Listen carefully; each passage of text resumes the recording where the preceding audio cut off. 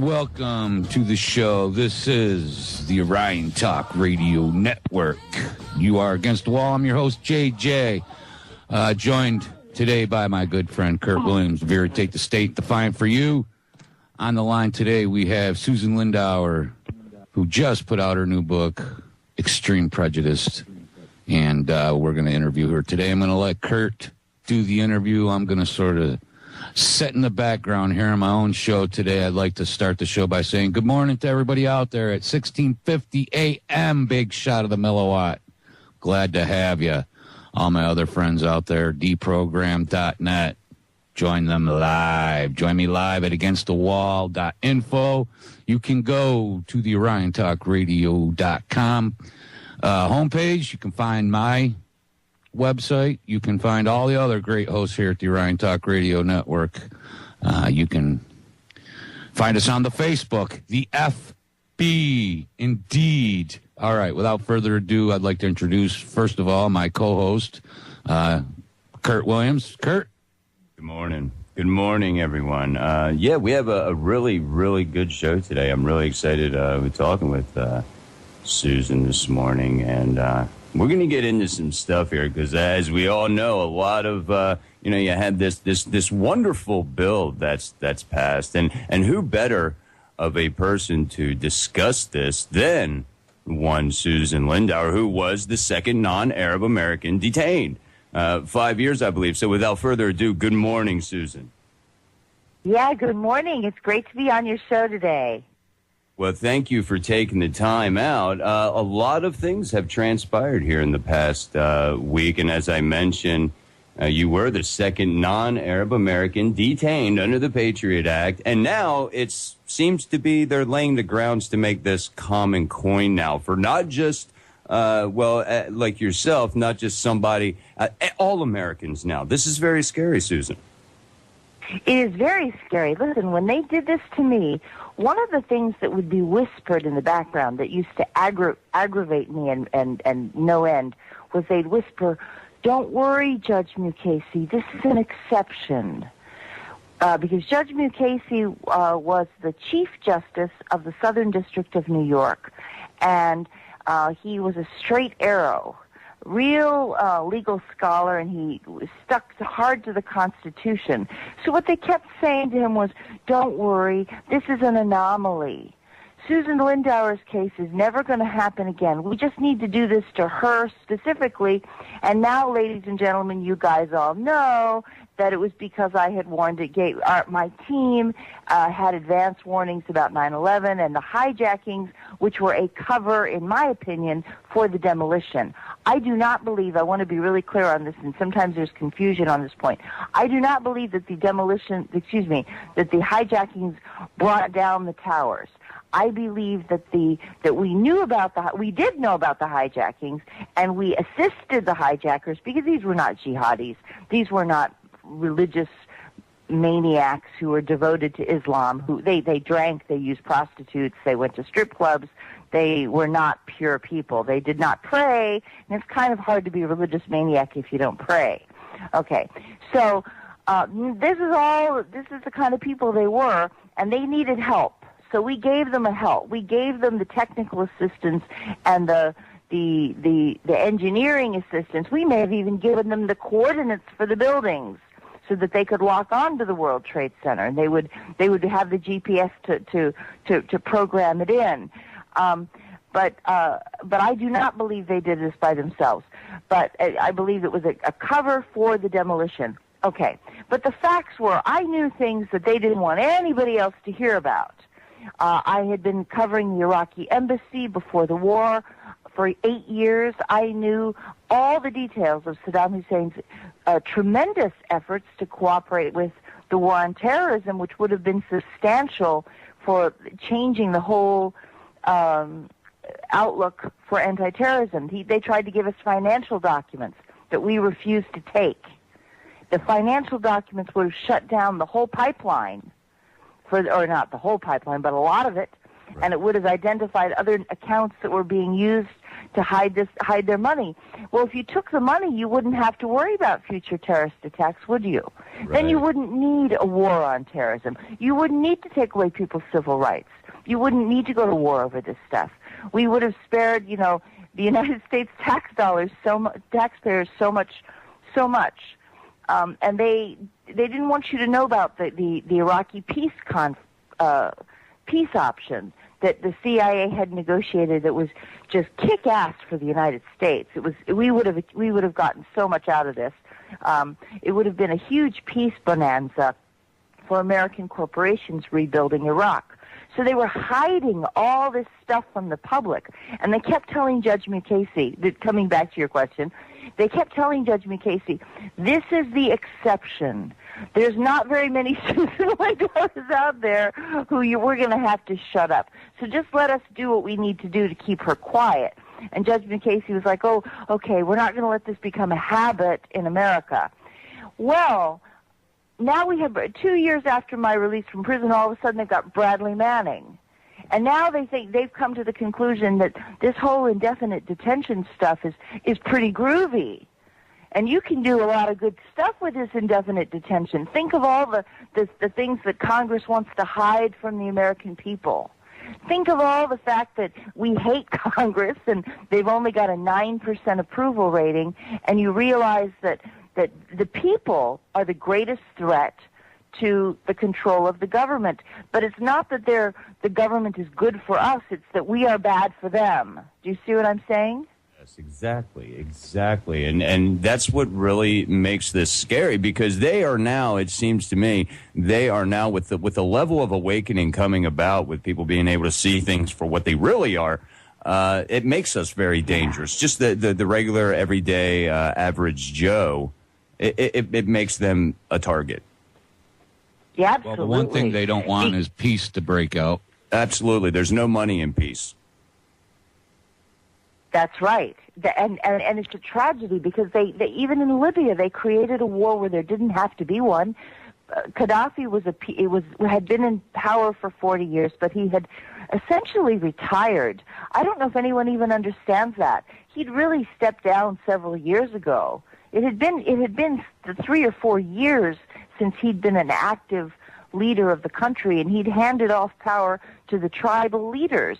So he wasn't even the decision maker. So this talk that he was a tyrant was nonsense. He was the most advanced, progressive Islamic ruler in the Arab world, and he had no Sharia. He had the most advanced rights for women and a great social welfare system, and he was proving it could be done profitably. And they didn't want anybody to see that it could be done. They didn't want. I'm convinced that Europe did not want the Libyan people to have benefits and Africa to receive benefits that Europeans were not getting themselves. And so as long as Europe wasn't going to get it, nobody else was going to get it either. Yeah, and if I'm not mistaken, Libya was not bowing down to the international bankers. They had their own currency. They weren't, supplying their financial system by printing money out of thin air. So that was it. The Libyans were going to a gold-backed dinar for Africa. They were pushing a united currency for the whole African continent, and that was a very big deal, because it would have meant that there was there was an option. There was a trading option that you see what I mean? That you wouldn't have to buy your goods in the euro, which didn't, or in the euro or the U.S. dollar, which don't have anything supporting it, holding it up. Behind it, you could have had the gold-backed dinar, which would have elevated Africa's standing in trade. Okay, So, I hate to interrupt you, but we're going to have to take a break. This is the first commercial break here at the Orion Talk Radio Network. We'll be right back. Please stand by.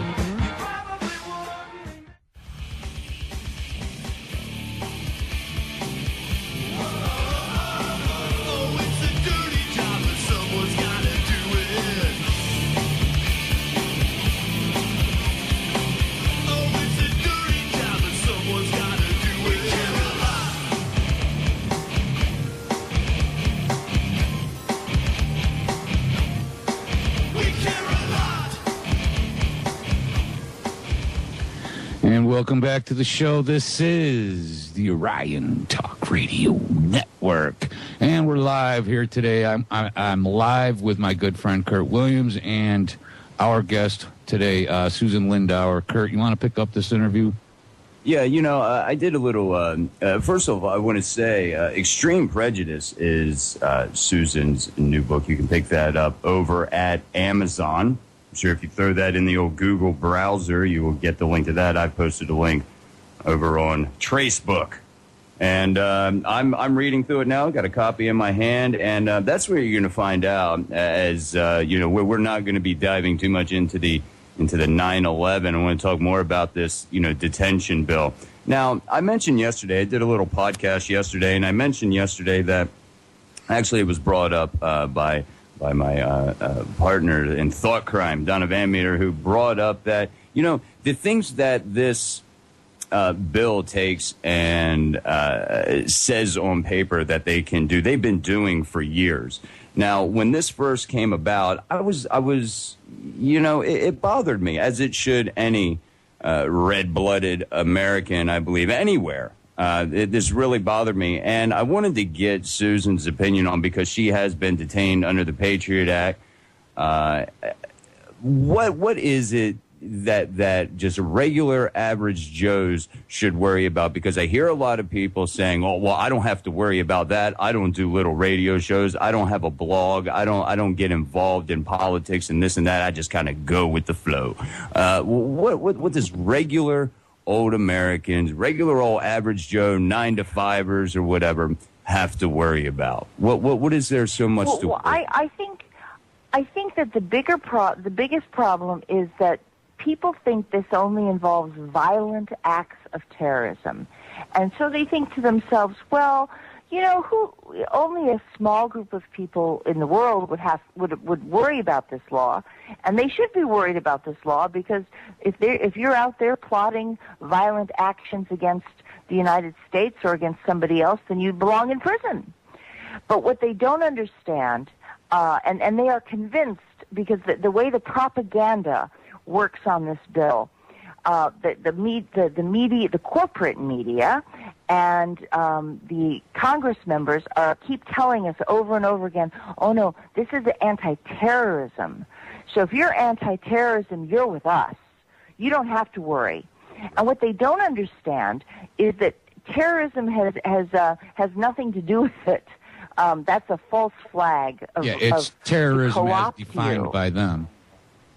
Yeah, terrorism has a very broad definition under the Patriot Act, which is that free speech, truly free speech, which challenges the government, which exposes the government, which exposes the government to questioning and deep criticism, which might cause a politician to lose power. You could be a threat to an individual who's trying to get reelected. And the fact that they might lose their seat, even if you are completely accurate in what you're saying and not espousing a violent word about them, but you're simply telling the facts, and you're criticizing them in a way that threatens their hold on the institution. The Occupy Wall Street movement definitely falls under this category. They believe that free speech equals sedition, and free speech which could cause any institution to lose its grip on society. Like the 1%, essentially it's the 1% against the 99%. So anyone who's part of that 1% who might lose their authority has the right to throw in prison anyone of the 99%. And that's what's happening. And that is what this means. And it does not mean anything else. What really worries me is that people don't understand that.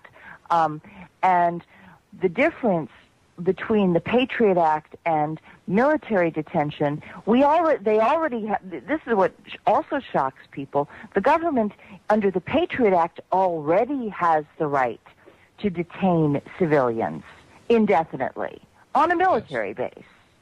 Yeah, well, we already had the John Warner Defense Act. We've already had the Patriot Act 1 and 2. That's right. And that's how they got me. But the difference is now, under my detention, I was indicted for 5 years. The government fought violently and illegally to deprive me of a trial, though I demanded one. I'm an activist. I fought for one.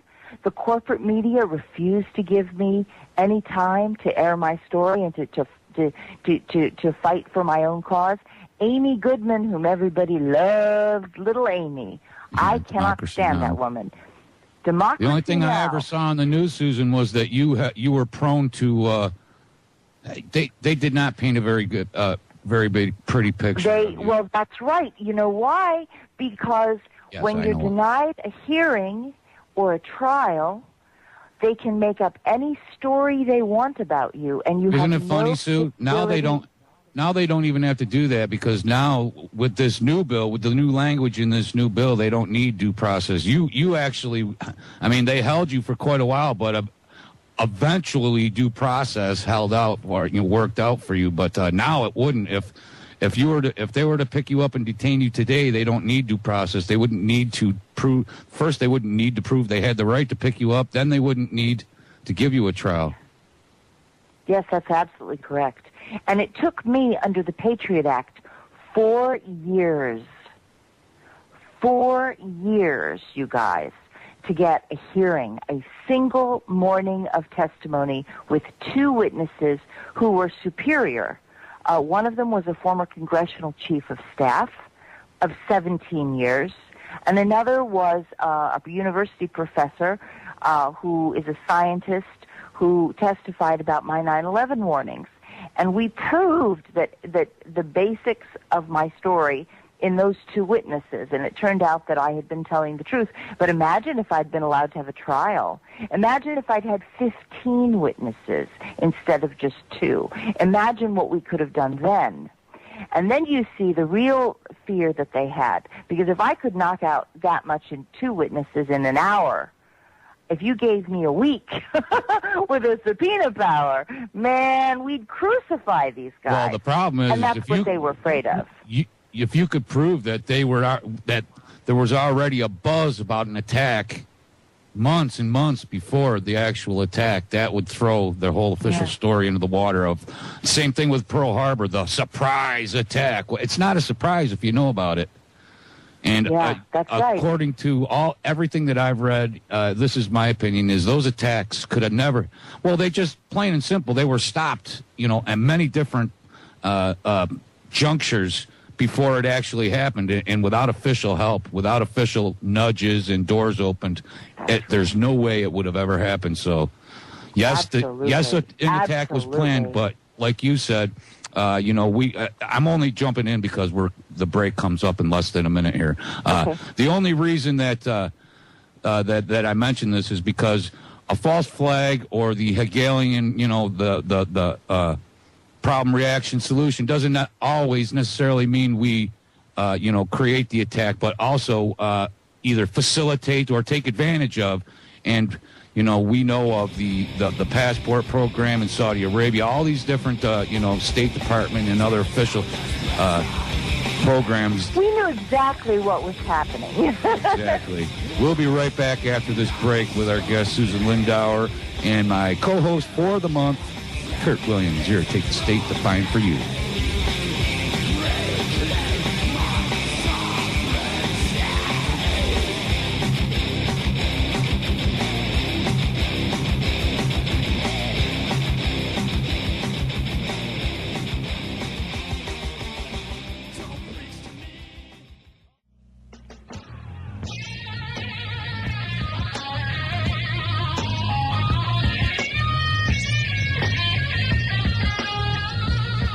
Oh, yeah, we got to live together. All right, welcome back to the show. I love these bumpers to Jimi Hendrix. That is Jimi Hendrix with his new band, the Band of Gypsies. When he started with his Band of Gypsies is when Jimi Hendrix, Screaming Eagle, ex-military man, and true American patriot, actually became a threat to the system. He really became an anti-war activist with songs like Machine Gun. Anyways, back to the show. This is the Orion Talk Radio Network. Now, we were talking a few minutes ago about being held, being detained. Essentially, 8 years ago, if you were detained, we still had the premise of due process here in the United States, where the government allows you to have a lawyer. They prove you're innocent until they prove that you're guilty. The burden of proof with due process is on the state, and now we've got the new language in this new defense bill. Well, no. See, that's sorry, but that's true, except on the Patriot Act. And what people don't understand is that under the Patriot Act, even without this bill, that was already in jeopardy. The Patriot Act is more scary than anybody realizes. A lot of people, you guys all know about the international surveillance. Everybody talks about how the Patriot Act allows surveillance. Just to say, shut up! That's a dog. I apologize. A big dog. The Patriot Act allows surveillance of emails and phone calls, but it also allows secret charges to be brought against defendants. It allows secret evidence. It allows the government. The government can come in and make accusations against you without telling you what law you actually broke. Now, try to think about this from the standpoint of being a defendant, where you're not allowed to know. The FBI shows up at your door with an arrest warrant, and they say, and you say, "What am I accused of doing?" And they say, "Well, you violated the Patriot Act." Oh. And you say to them that you violated the Patriot Act. You say, "Well, what does that mean?" They say, "Well, your attorney will explain it to you, but you're going to do 25 years if you get convicted." That's what they've said to me. Well, that's the law you broke. You violated. Yeah, the that's Patriot the Act. law That's that I pretty broke. broad. Okay, and I stand corrected. That's pretty. Yeah, and you get, and then they say, you say to them, "Well, what are the charges that support this law that I broke?" And they say, "Well, we don't have to tell you." And you say, "Okay, well, what's the evidence to prove that I allegedly committed these acts that broke this unspecified law?" And they say, "Well, we don't have to tell you that either.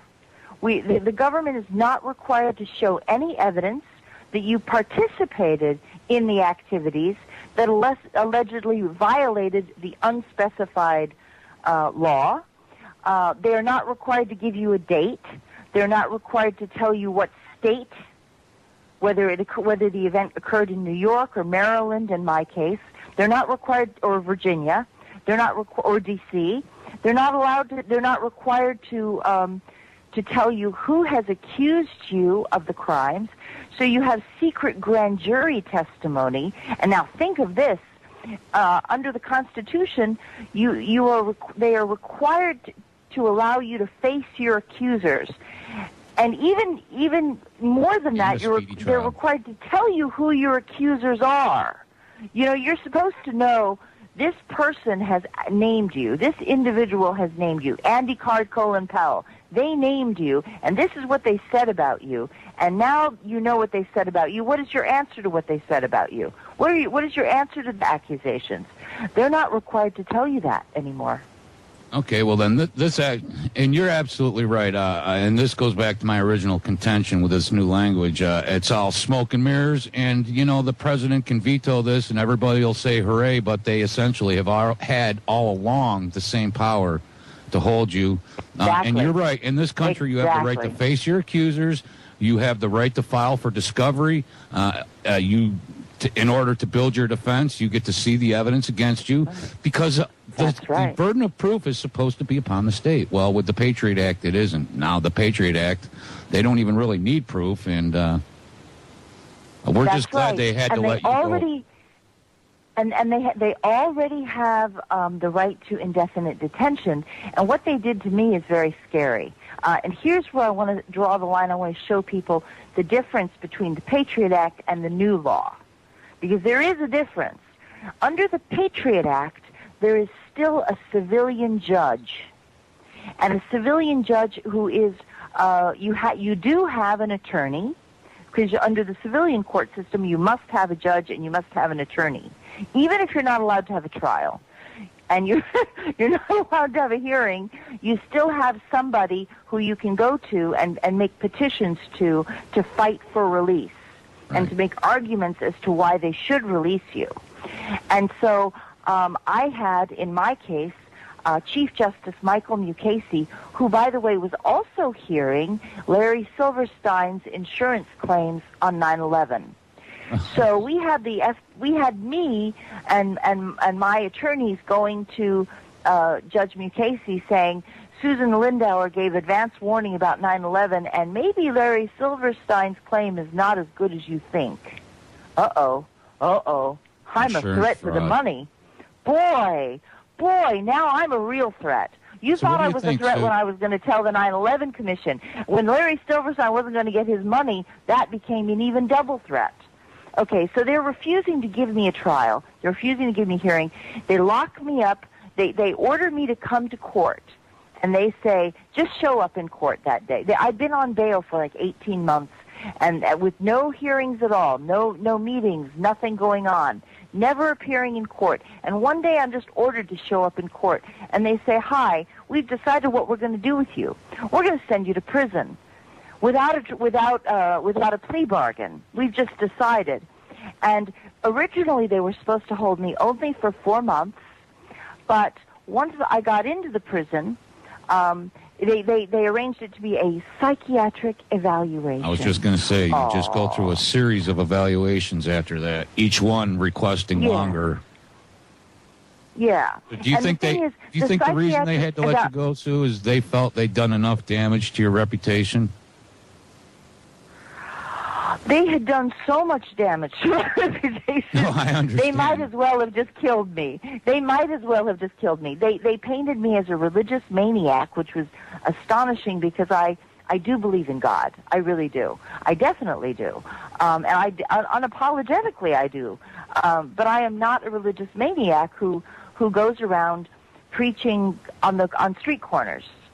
There are people who do that, and I'm not one of them. And how you could ever draw the conclusion? I'm not even Sarah Palin or Michelle Bachmann or Rick Perry. That's just the most ridiculous story I've ever heard. When you deny somebody a hearing, then if you look at Wikipedia, if you deny somebody a hearing, you can paint and embroider and embellish all sorts of things over their reputations. Oh yeah, and my attorney actually. Yeah, my attorney told me, he said, you just leave Wikipedia there because there will come a time when nobody's going to believe that they actually did this stuff to you, and then you're going to want people to show people what happened because they're going to think you're making it up. And so I invite everybody, go to Wikipedia and look what they did to me, and look at the fantasy invention, and then you see why not having a hearing is diabolical. Well, there's no official findings there, Susan. It's not just a small matter. They put on there. I read through it. It's terrible. It's one of the most awful bits of drivel you can ever see. Everything they wrote about you is she claims, and then they caveat the whole thing at the end by saying, something about the employees that worked with you. And, well, you know what? You've been around, and I now here in the last year or so, I've heard you on several interviews. But that was also a lie. That was also a lie, because the people who were the employees came out and wanted to testify for me. They felt terrible about it. They were like, how are these people even allowed to make these things up? And they were like, and so that's why we had the chief of staff testify. And she was like, "This is ridiculous. I'll try not to interrupt you here from here on out." We'll be right back after this break. This is actual radio with advertisements. Sorry. We'll be back after this at the Orion Talk Radio Network.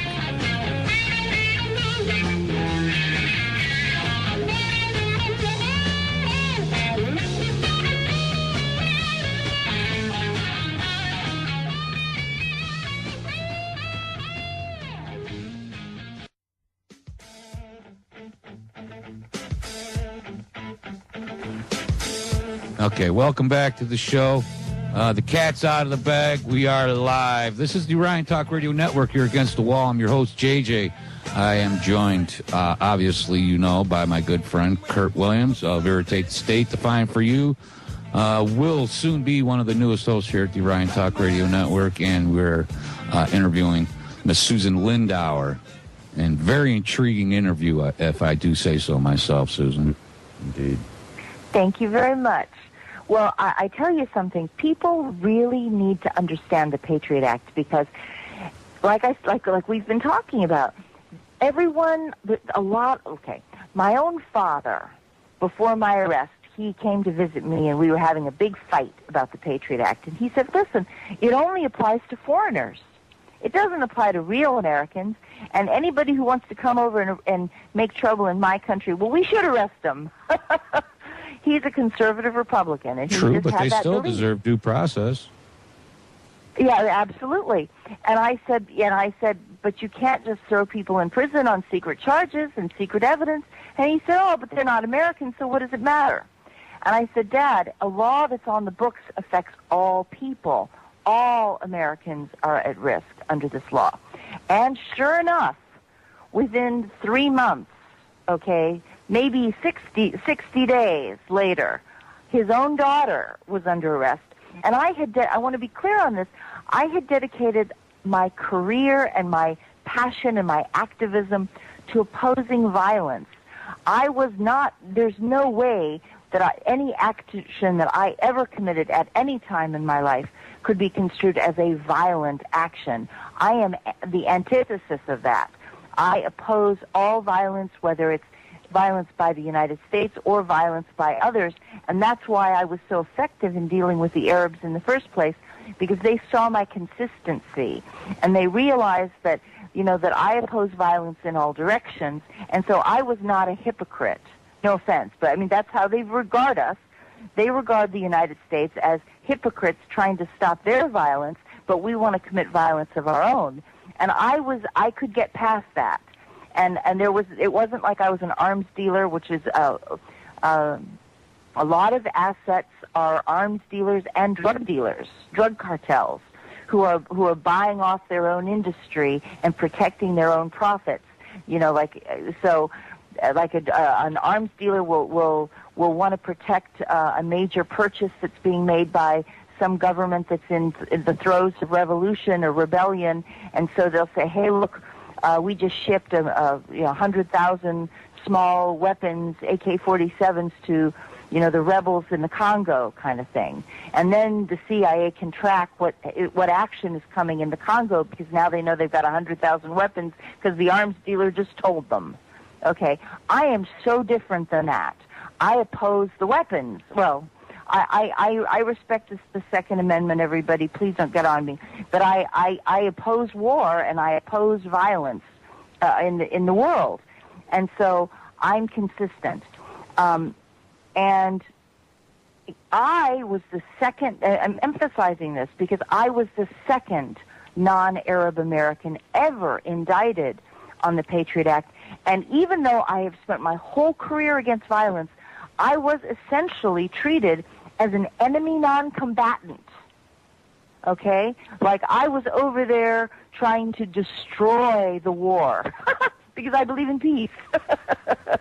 I was sabotaging American military efforts because I'd like to put a tulip because in you were each trying weapon. to get, I mean, come on. You were trying to bring make sure that my son-in-law, that everybody's daughter and brother and son and father didn't get killed, It's just amazing to me, Susan. If you're against war, you're Al-Qaeda. That's right. That's what they're saying. That is exactly what they're saying. And I really want to hammer this because people, we cannot say this enough. We are setting out a framework for martial law in the United States. And everyone right now is tolerating this because they think, oh, it's only going to happen to somebody else. I'm not a violent person.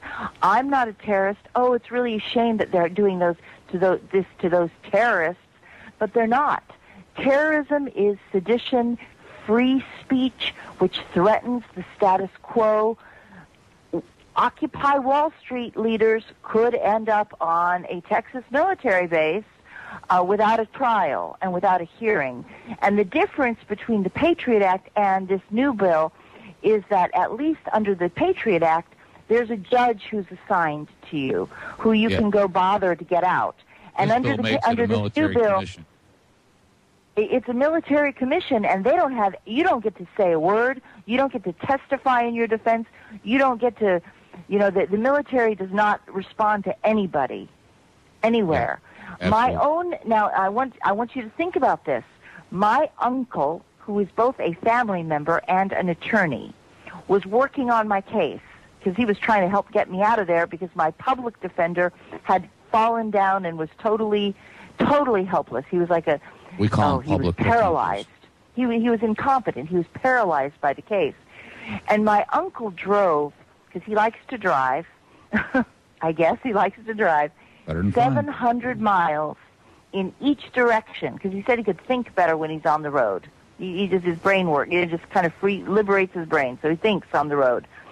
700 miles in each direction. If you're overseas, that's 1,000 kilometers in each direction. He came to see me 3 times, and the military base refused to let him come into the base. The entry, the guards at the post said no. First, they told him there was no prison on the military base. It did not exist, and therefore he should just go away because there was no prison on that military base. And he said, "Well, excuse me, but that's ridiculous. I demand to see the acting commander who's on duty, and you bring him out here, and we're going to have a talk about this because, of course, there's a prison on this military base. This is ridiculous. It's a famous prison on this military base." I know. And the commanding officer came out and said, "No, sir, there is not. My officer, my guard, told you there's no prison here. There is no prison here." And he said, "Well, that's ridiculous. I'm going to report you because you're a lot. This is crazy." And he went away and came back a second time, and he drove down again, 700 miles in each direction, 1,000 kilometers. Okay, comes a second time, and he had reported it to the judge the first time he reported it to the judge, and he told them he was going to.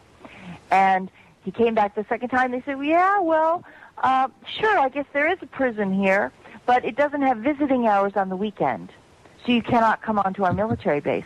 We're not going to let you in here. Oh, they admitted I was there. The second time they admitted that I was there. But they said because it was the weekend, which was ridiculous, that's when they do have the visiting hours. That's when visiting hours generally are.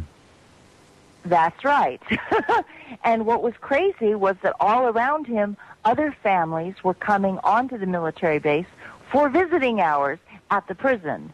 So he was standing there. Him. Oh, yeah. Well, yeah, and he was not intimidated, thank heavens. Awesome. But they were trying to. And he kept saying, well, you're letting these people onto the military base because they've got visiting hours, He said, yeah, we're letting them onto the base, but we're not going to let you onto the base. And so he said, well, I know some generals here. You're violating Ms. Lindauer's right to have attorney counsel, and I'm a family member, and I've got all my papers lined up, and everything's been filed properly. And so he had to go back, reported it to the judge. The third time he came down, he had to have U.S. Marshals standing by to escort him onto the military base. And literally he came down with half a dozen U.S. Marshals flanking him. And they said, now do you want to call the judge? And there was a very tense standoff with the U.S. Marshals and the judge on the telephone. Okay? The judge is on the telephone saying, the Susan Lindauer is going to have an attorney visit today. The U.S. Marshals are going to break are coming in if you don't let Ted Lindauer onto the base. And the prison warden had to be informed that the prison warden was standing by, and it was crazy. I mean, you had the prison warden on alert for the judge because he was going to have to go down personally and escort the U.S. Marshals and my attorney uncle onto the base. Think about that. This is what it means to have a military prison. But Absolutely. At least we had a civilian let me judge. just stop you real quick on because the break is about 30 seconds away. One of the other things that this new bill does is it absolutely makes it legal for them to keep without trial the detainees down in Guantanamo. That's one of the things that this bill does. It makes it legal now. They don't have to give them a trial, and they don't have to release them. We'll be back after this break. This is the Orion Talk Radio Network. Kurt Williams from Irritate the State to find for you. JJ here at Against the Wall with a intriguing interview here with Susan Lindauer. Her book, Extreme Prejudice, you can find that at Amazon. I encourage you all to check it out. Google Susan Lindauer. We'll be back after this break. The Orion Talk Radio Network. Okay, well, I thought the break would be coming in. Kurt, any last words before the end? We are at the end of the first hour. I'm sorry. My clock might be a little slow. All right. Well, here we are at the end of the first hour. We're heading into the end of the first hour with my good buddy, Guy Moan Adams, featuring my other good buddy, Jack Blood.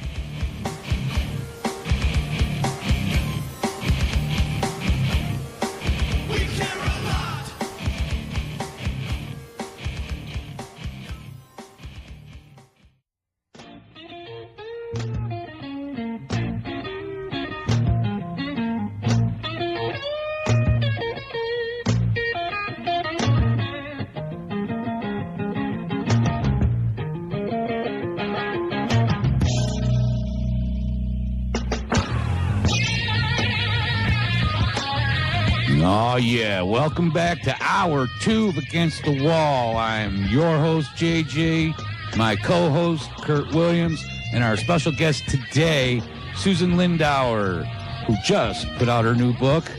Well, actually, it's been out for several months now. You can find it at Amazon. Extreme Prejudice. It's a great read. I've read through most of it. Susan, now that we're back, why don't I just ask you this question here? What happened? What happened to you when you were at the Capitol Hill protesting this bill? Yeah, you guys will love this. It's unbelievable what they did. I took a copy of my book, Extreme Prejudice, The Terrifying Story of the Patriot Act and the Cover-Ups of 9/11 in Iraq, and I took it to the personal offices of members of the Senate Intelligence Committee. I took it to the Democrats. I had been attacked, as you know, by the Bush administration. I figured a lot of the Republicans would have a knee-jerk reaction and would want to protect their beloved president. Okay. So I took it to the Democrats to see what they would say. And I gave them a letter outlining the abuses that I had suffered on the Patriot Act and specifically complaining about indefinite detention on Carswell Air Force Base and how I was denied due process of law, and how grossly unfair this was, and why it was unfair. And And I also talked about the embezzlement of funds from the 9/11 investigation by my CIA handler, Dr. Richard Fuse, and how he had diverted, embezzlement is a strong word, let's call it a diversion. He took $13 million off the 9/11 investigation money, and he put it in his private bank accounts. That's what we used to call embezzlement. Yeah. And, that's what we used to call it that. And he built himself a mega mansion in McLean, Virginia, a stone's throw away from the CIA headquarters on Langley Lane. And he also has a mansion in Beverly Hills. And for a long time, for about a decade, he had a condo in Trump Towers in New York. Oh, Trump dear. Towers. Okay. Beverly Hills, Trump Towers, Langley Lane, which is this glorious, mega mansions. Spook City, and too. he had like the biggest mansion, Spook City. Biggest mansion in Spook City. And that's what he wanted. And all of it is paid for by U.S. tax dollars. Everything he has been taken from terrorism investigations that he's pulled into his funds. So I called the Senate Intelligence to this fact. I gave them this information. And what do you think they did?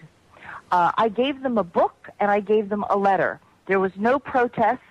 There was after I delivered the letter in the book on a Friday. On Monday morning, I called my own senator, Barbara Mikulski of Maryland.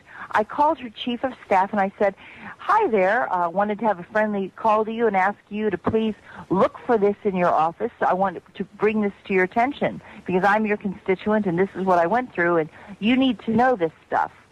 And within an hour, the call was very short, very friendly. I had no idea that they were going to do anything to me.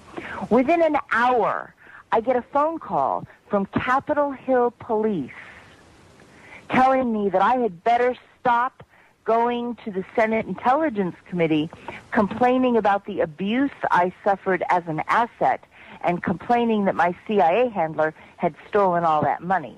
The Senate Intelligence Committee was not the place for oversight of abuse of assets, and the Senate Intelligence Committee did not want to hear about thefts off the black budgets because that would bother them. Transparency at work, right? That's transparency at its best. At its best, and this is a Capitol Hill police officer, which is pretty much a threat. Don't you think that's a threat? Yeah, that was the first thing that went through my mind. That's a blatant threat. Shut your face. Know your place. Yeah, that's right. That's right. And here I had just had I had a 3-minute conversation. I had just said, please, look for this in your inbox. Have a nice day. And I hope that, and I asked for one more thing. I said, after you read the letter, I hope you will assign it to a staffer because I would like to come in and talk to your staffer who, now this is my senator from my state. I'd like to have a meeting at your office to discuss my experience with your staff so that you will be fully aware of what's happening. I want to make you informed. And that alone triggered this call. It was outrageous. It was totally outrageous. And so Popeye and Bob Tuskin Radio had a special show for me where they let me, we were afraid at that point that maybe they were going to turn it over to turn me onto the Patriot Act again because I was threatening Congress with information about thefts of money, daring to expose that the leadership fraud on Capitol Hill. This is really important, though, guys, because Congress is telling you a lot of baloney about their performance on terrorism. They're going out. They never miss a trick. It's a dog and pony show.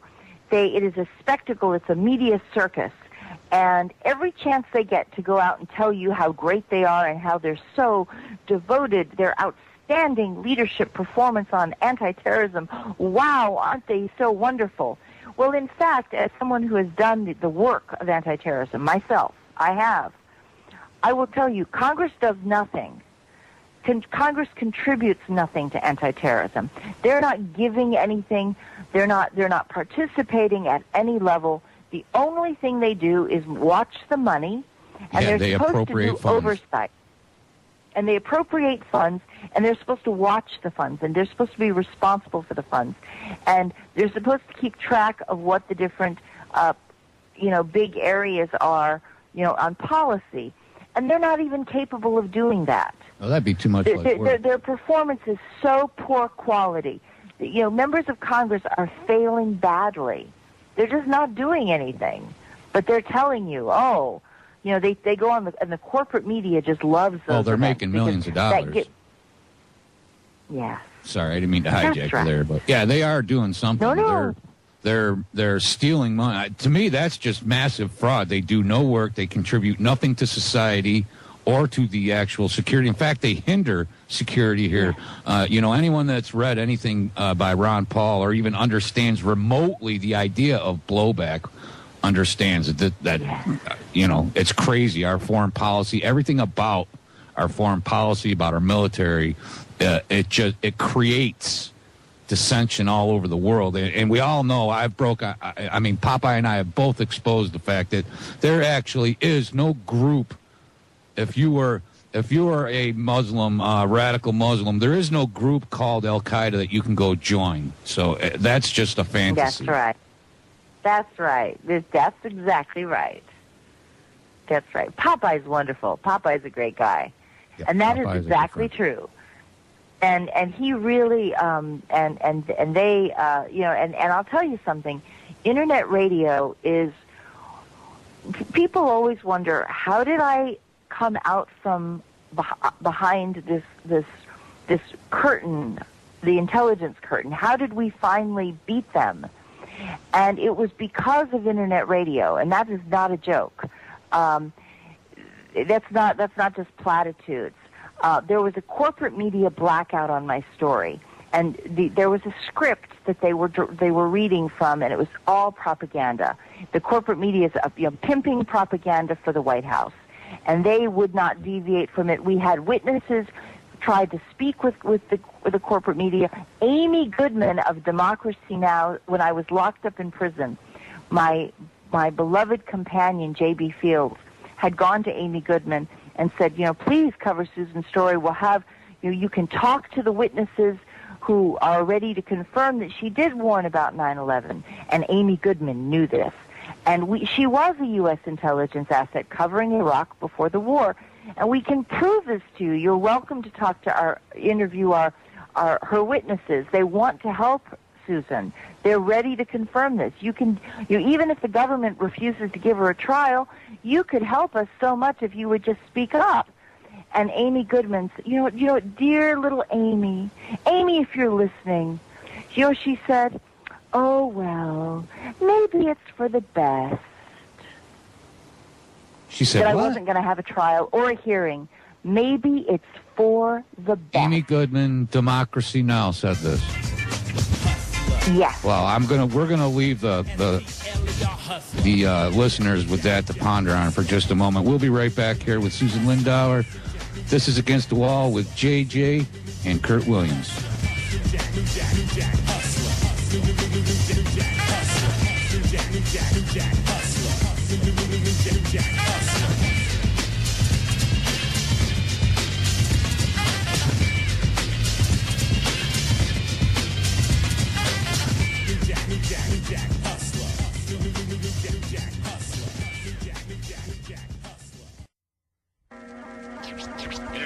Attention, the mysterious force is loose somewhere in outer space. The mysteries of creation are there. Up in the sky?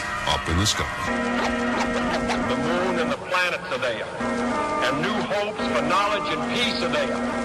And therefore, as we set sail, we ask God's blessing on the most hazardous and dangerous and greatest adventure on which man has ever embarked. All right, welcome back to the show. Welcome back to Against the Wall. I'd like to ask everybody kindly to go to TalkStream Live and vote for me and get me up there in the ranking. Before the break, Susan and I and Kurt. Oh, that's right. I do have a co-host here, Kurt. Just kidding. I have been kind of quiet, but that's only because I learned a very important lesson. You learn a lot more when you just keep your mouth shut. Me too. That's why I'm going to be quiet. Oh, no. This is good. I need to see. I gotta apologize to everybody because you gotta try to understand it from my perspective. For 5 years, I wasn't allowed to talk at all. And so for 5 years, I had all this stuff bottled up inside me. And 9/11, I've had inside me for 10 years. And everything that I did to try to talk, they shut me up. I would go into court and I would say, Your Honor, I'd like to address the court. And he would say, no, you're not allowed to speak. Yeah. And it was the most terrifying experience where even if I was not allowed to make any sort of defense for myself. I was not allowed to face my accusers in court. I was not allowed to know the accusations against myself. I was not allowed to see evidence that would exonerate me. Evidence that would have proved my innocence, that would have shown that I was telling the truth the whole time, was declared classified, and therefore it was out of limits too.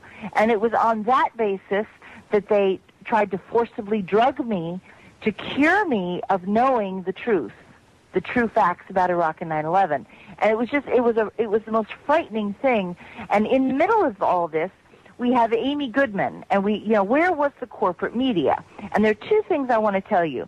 But I want to finish the Amy Goodman story first. I want you all to remember that she is Democracy Now! She advertises herself. And her marketing strategy is that she's like leading the progressive left.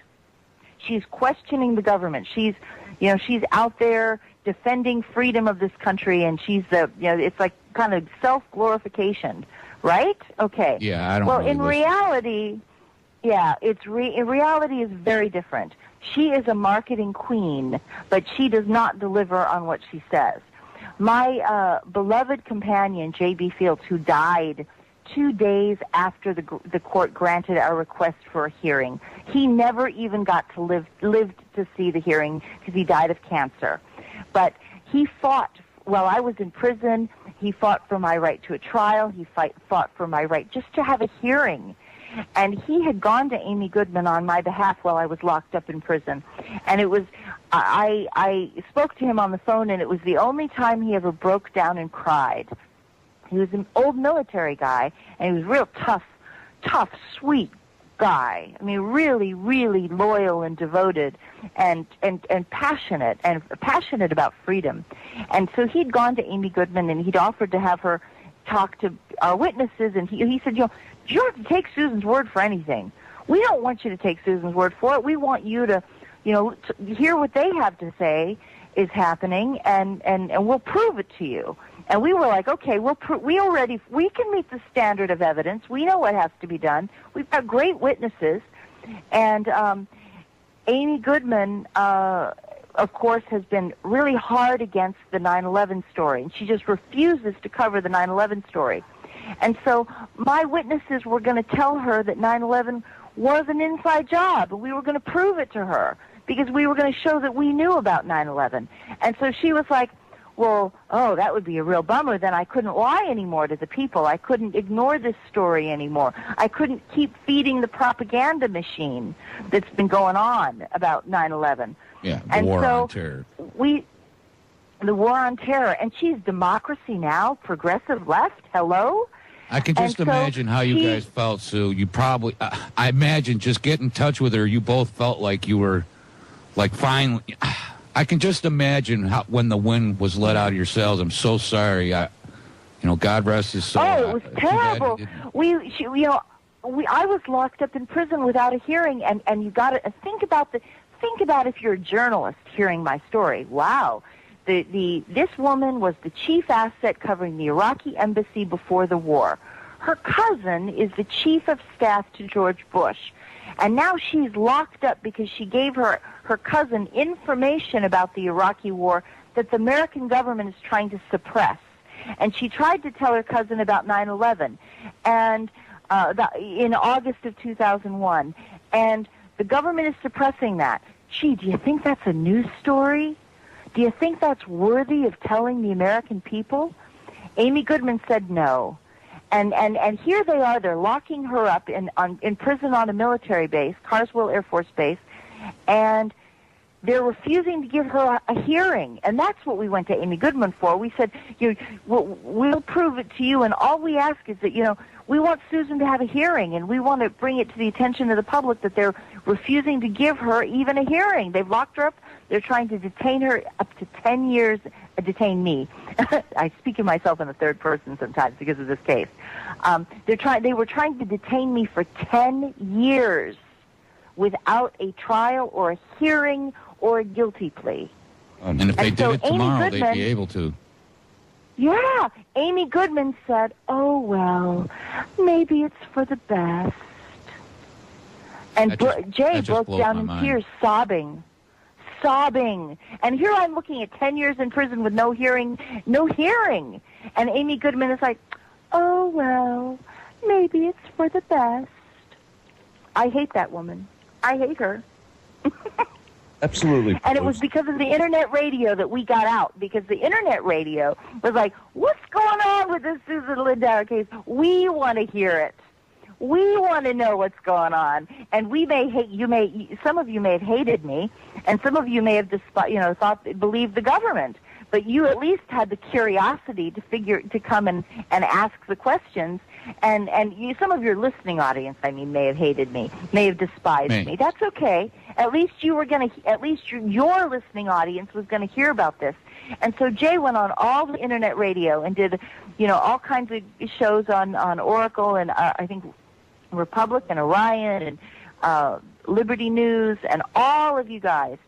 And, the networks, maybe it wasn't different hosts did the interviews, but it was Internet radio. And I will tell you, they had shipped me from Texas to the Metropolitan Correctional Center, and we'd had a hearing on, the one hearing they were willing to give me was on forcible drugging. They had jumped over the fact that I was protesting. They had declared me incompetent over my objections, and they had refused to give me a competency hearing, which is the law. The statute requires that there be a hearing because somebody may not want to be declared incompetent and they may want to challenge it.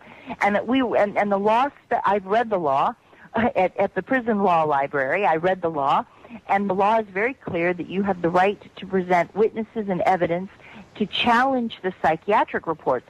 Well, the psychiatric reports were based on the prosecutor or the psychiatrist had rewritten papers. So my original papers were different than what was given to the court. And the person who was testifying against me had never met me, never even met me, and he's going into court to testify against me, and all kinds of crazy stuff at this forcible hearing on forcible drugging. It was insane. And afterwards, Jay Fields was so frightened, he did a whole bunch of radio interviews, and all of a sudden we get summoned into court by Judge Mukasey. And he said so we're going to have to pick that up. I'm sorry, but we're right at the break. We'll pick this up, I promise. I take notes so I know right where to pick back up at right after the break here at the Orion Talk Radio Network.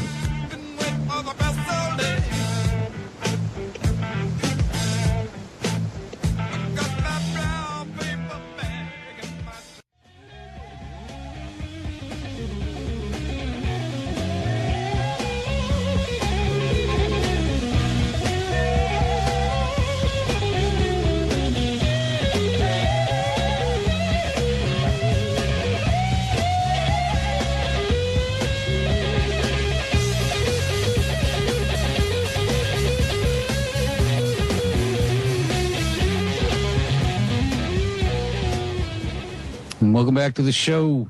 Those of you that have been listening for a while know I changed my bumpers. I used to only do a show on Sunday afternoon, and all my bumper music was heavy metal. And then I started doing this morning show, so I thought I'd tone it down a little bit. Welcome back. This is Against the Wall here at the Orion Talk Radio Network. We're being picked up by terrestrial stations here and there all around the country. I'd like to say hello to all of you guys, everybody up in the Tonawanda area at Micro 1650 AM. Big shot of the milliwatt. Thank you. We'll pick up the interview right where we left off. We were talking about the hearing that would decide whether they could forcibly drug you, Sue, or not. thank God that you still had a little bit of what we would call due process in civilian court, and you were able to beat this. Yeah, this is very important, and the reason I'm really harping on this is we're trying to distinguish for you guys what happens in a civilian court, even a messed up civilian court, even a civilian court that's totally lost all propriety, versus a military court where none of this would be happening at all. And what happened is I was locked up in prison on Carswell Air Force Base, and Carswell had confirmed my story. We have documentation that they testified in court at the hearing on forcible drugging that I showed no sign of hallucinations, no sign of hearing voices, no depression, and no delusional disorder. Isn't it funny, okay? Susan, how no they say delusional disorder. They say that you're unable to stand trial because they couldn't force you to take medication that would make you competent. Yeah. That's right. That's just crazy. It's insane. It's crazy. Well, it really shows that this was Soviet-style psychiatry. This was Stalinist psychiatry. The reason that I was declared incompetent over my own objections was that, quote, the desire to disprove the allegations qualified as a mental defect because it indicated that I was 95% convinced of my chance of acquittal. I could not appreciate the gravity of the charges against me or the possibility that I might be convicted. And therefore, my inability to recognize that I might be convicted disqualified my right to have a trial at all. And therefore, since I didn't appreciate that I might be guilty, I should just be sent to prison without a trial. And that's what they did. And once I got in, the law, federal law, has a strict limitation of 120 days for nonviolent offenders, criminal offenders, who are judged incompetent. After the 120 days, you're supposed to be let go. But what happened is once I got in, the Justice Department invoked the Patriot Act and petitioned the court to detain me indefinitely, up to 10 years in prison, with forcible drugging of Haldol, Ativan, and Prozac. Oh, all Haldol is a rhinoceros tranquilizer. Prozac is the most serious antidepressant on the market, the most severe, the harshest, and I didn't even suffer depression. I was like, why would I take an antidepressant since it was to make me a zombie? It was a chemical lobotomy. And the whole reason was because I knew about 9/11 in Iraq, and they did not want anybody to hear about this. So, but the one thing that we had was this was a civilian court situation where they were unhappy. They were very unhappy about it. And this whole military detention thing would remove this burden from these poor Justice Department officials who were beleaguered by my demands.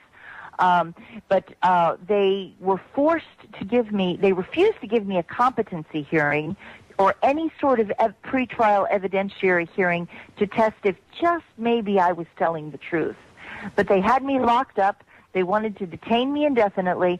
And the one thing they had to do was give me a hearing on forcible drugging, because I was like, there is no way I will take this all the way to the United States Supreme Court. I am not going to put poison in my body to help out some politician in Washington, D.C. who got himself in trouble because he's been lying to the American people about this stuff. That is not going to happen in a million years. I will wait in prison, and we will go to the Supreme Court on this. And so, but because there was still civilian accountability, I had a mechanism to protest to the judge directly. I could go pro se, and my uncle, who, bless him, had 40 years experience in the law, he could go to the judge on my behalf. And so between the two of us, we started to fight for real. And that's when the military decided they would not allow my uncle to enter the military base. They had to have U.S. Marshals standing by to escort him on in this. It was a tense confrontation. to come into the base. When we finally get to the hearing admits that I'm not suffering any observable mental defects, but they have to be there somewhere. And that's what they say is, yeah, she doesn't have any hallucinations. Yeah, she doesn't, there's no delusional disorder, but I'm supposed to be drugged with Haldol? If they put you on Haldol and that horrible serotonin reuptake inhibitor known as Prozac, you would have been incompetent. Yes. I mean, isn't it? It's exactly. It's crazy. And we got half of America running around on Prozac or Adderall or Abilify. So. Abilify, which means you drool, makes you drool. Yes. Well, so is Haldol. See, I've seen people. I've known people on these medications. I've known people in facilities and treatment centers that were on Haldol and Thorazine and other things like that. And we call them. They do what we call the two-step shuffle, where you just walk around in circles with drool. Thorazine shuffle, yeah. I've heard that. No, and that's what they wanted to do to me. Yeah. You can't walk, you can't talk, you can't speak. You can't talk or speak. I guess that's the same thing. You can't bathe yourself. You wet your beds at night. It was a terrifying thing. And you cannot write letters to the judge. You cannot speak to a journalist. And here, dear Amy Goodman and the corporate media were just all happy because they were so involved in this 9/11 cover-up as well. And I really got to emphasize that. These guys knew, they were fully aware that they were deceiving the people and participating in a deception. They knew, the corporate media, the New York Times had 4 confirmations of our 9/11 warnings from the CIA, the Defense Intelligence Agency, my brother, and my witness, Parker Godfrey. Now, my brother, of course, is kind of flaky, so you can rule him out. But they had 4 confirmations, including CIA and Defense Intelligence. The New York Times decides they're not going to print that story. They're going to smear my reputation. They're going to destroy my reputation because they're all in on this together. They're all pimping this propaganda for the White House. Luckily now a lot of people know that that's just the same old song and dance, Susan. You know what I mean? Yeah. What they pulled on. Yeah, luckily, same old song and dance. Luckily, you've been out making the rounds in the alternative media because a lot of people don't really understand. They don't. I mean, they've never even talked to a person who's been held under the Patriot Act or had all of her, rights just totally infringed upon. Yeah. And you want to, and if people want to know what does that, you got out of prison at least, and I guess it couldn't have been that bad because after 4 years you finally did get an evidentiary hearing, and it was for the competency thing, and they were forced to hear 2 witnesses. They wouldn't allow 3. They refused to allow 3 witnesses. That was too much trouble after 4 years in prison. And even after they heard that I warned about 9/11 and that I showed in my professional friends and personal friends who've known me intimately for 15 years testified that I showed no sign of mental illness, no sign of mental instability at all, that I was telling the truth entirely. And these were like a former congressional chief of staff and a university professor, very credible witnesses. And they were like, it didn't matter because they had decided I was going to be declared incompetent. And the second judge in my case was Loretta Preska. My case went on so long I had 2 judges. And her husband, it turned out, worked for Daddy Bush as the attorney for the Bush family. And 6 days before she declared me incompetent a second time, she was appointed to the appellate court of the second district appellate court. All right. And this is the end of the segment. The Republicans. Okay. Sorry, we're going to pick up. We got one last segment, and we're going to tie all this back in to the new bill. And we'll be right back after this break. This is the Ryan Talk Radio Network.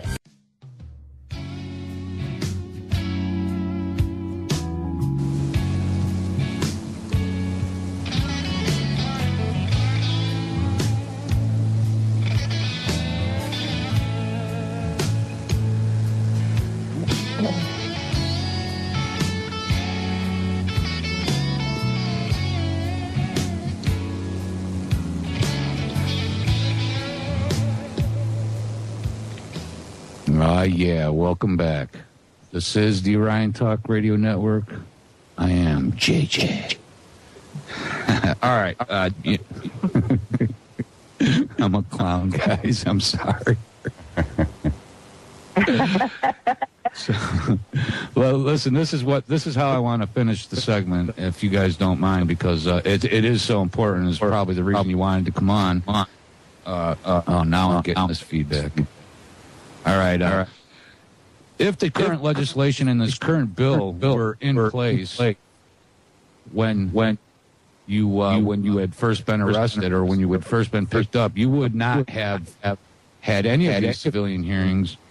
In fact, what would have happened is you would have been held and you would have been at the mercy of a military tribunal, which does not require any of the due process laws here in America, which are gone now anyway. So why don't we just talk about how important it is to get this word out? Because for one, it makes it legal to not let anyone who's already being detained as an enemy combatant go, and it would make it legal to pick up.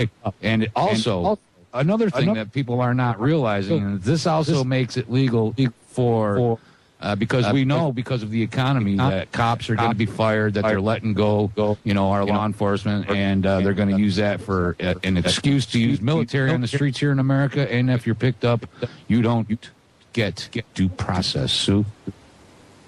Yeah, this is very important because people are, again, this comes right back to the beginning. My book is Extreme Prejudice, the terrifying story of the Patriot Act and the cover-ups of 9/11 in Iraq. And the title says it all. This is not about terrorism. They're pitching it to you. They're spinning you that it's all about, you don't have to worry if you're not engaged in violent activities. Wrong.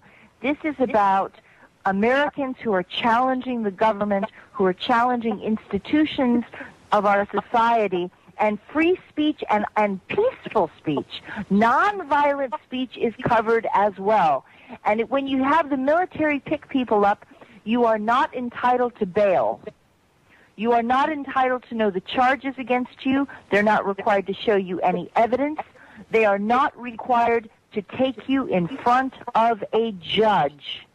Having a judge is what saved me, because we were able to have my witnesses, my friends, the radio, the internet radio, the mainstream media wouldn't touch me at all, but internet radio was able to create so much blowback that they had to back down because there was accountability to a small degree. But it was the critical difference of getting out of prison or not getting out of prison. And believe me, at that moment, that was the biggest thing. They are not required to, you don't even have a judge. Try to even comprehend that. There's no bail, no charges, no judge. They just lock you in a room. You're not allowed to have contact with your family. You're not allowed to have contact with an attorney. The things that you take for granted are even in China, they would do this. In Iran, they would do this. This is the kind of thing that Amnesty International fights for, and human rights groups fight over in third world countries, in Myanmar, Syria.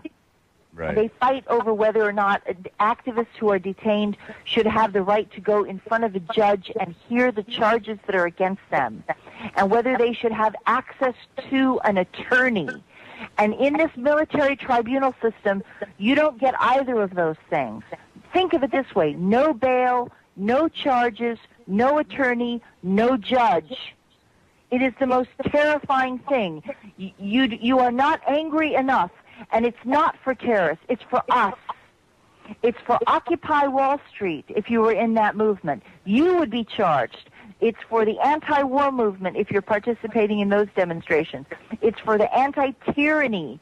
If you're speaking on the radio and you're talking tough against the government and challenging 9/11, you're going to be attacked. And the thing is, they're trying to scare us into backing down, and we've got to show them that we're not stupid. We are more vigilant now than ever before, and we're not going to break, because if they think that we're going to break, that's when they're going to hit us. We have got to say we refuse to accept this. We refuse to tolerate this. If you believe in these laws, you are out. You are traitors to us.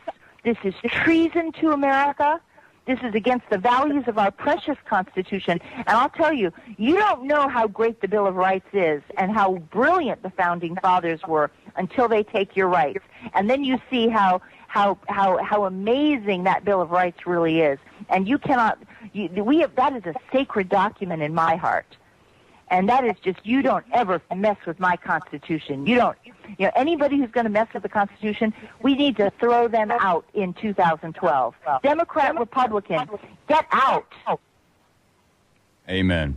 Amen. Yeah, you know what? Far be it from me, I'm the last person that'll ever say, hey, my show has been hacked or red alert. But man, the last 7 or 8 minutes has been horrible. Not the information, not you, Susan, but No, I can this hear is almost there's a the lot first of time. My show usually, if there's ever any sound issues, I've always been able to track it back to my mixer, but I just disconnected myself completely from the system, and so the problems are still there. So we know they're probably listening to your phone. Is what I'm saying. Yeah, they do, and I take it as a compliment. The home of the brave, and the surveilled. Yeah, that's right. Be afraid. We got a couple more minutes, Susan. So why don't you wrap up with any last thoughts and any websites that you want people to get to, and I would love to hear it. Listen, please check out my book, Extreme Prejudice: The Terrifying Story of the Patriot Act and the Cover-Ups of 9/11 and Iraq. I'm kind of staggering at my speech because I can hear the blowback coming. Okay? And I know what they're doing, and they do this. They do this when you're effective. Okay? So I take it as a compliment that Orion is doing a lot of stuff right. Okay? And we cannot be afraid of these people. We've got to stay strong. Because they are trying to build a state of martial law, and they know that they're in trouble. If Congress had confidence in itself and its own and had integrity, they would not want to pass laws like this. Nobody who trusts the people would ever desire something as abusive as this. So please go to Amazon.com and get my book, because right now Americans need to be armed with knowledge. Yeah. And Susan, my story is unique because I'm the second. Jose Padilla is still in prison. I may be the only one who is free from indictment on the Patriot Act. I've already been through it. I've already paid my price, and I'm able to talk when others are not. And it's because I fought back so hard. And you look on Wikipedia and you see these horrible things they wrote about me. And yet know that the whole time they were doing it, I was fighting. And that's why I'm free today. And if I'm a fighter and they can do this to me, okay, I fight. I know how to fight. I was an asset, and I know how to fight as an asset. And I'm an activist, and I know how to fight as an activist. And I got both sides covered, okay? And even then, these guys were able to steamroll me. So imagine what they're going to do to some 23-year-old who has no experience in life, who has, or somebody who's just a mild-mannered father or mother who's just at a protest and gets passionate about an issue, and they're going to take you out. They're going to load you up onto the military bases, and I'm telling you, it's coming, and it's not far away. It's the next 48 months. It's the next it's the next 2 years. 2 years. We're going to see this stuff, skyrocket. And people who you're talking to today, they're going to be locked up. And you got to stand right now. This is the moment to speak. It's like, speak now or forever hold your peace. Yeah, thanks, Sue. This has actually been a very comfortable interview. I've had a pleasure, pardon me, it's been a pleasure having you on the show. It's been a pleasure actually having Kurt on the show with me. It makes it fun to have someone to talk to in the morning. Kurt, any last words before we sign off for the day? I'd just like to say, exactly. Grab that book, Extreme Prejudice. I got my copy. I'm reading through it. And Susan, you're a very brave woman. You're in our prayers and our thoughts. And thank you so much for taking the time. All right. Well, I'd love to come back on tonight. Tell your friend I'd love to come back on tonight. Absolutely. I'm going to get an email and a phone number for you. Or vice versa, I'll get it from Kurt. Thank you, Kurt. All right, thank you very much. Thanks for tuning in. Susan Lindauer, Extreme Prejudice. This has been Against the Wall here on the Right Talk Radio Network. Bring our boys on to our show. We don't want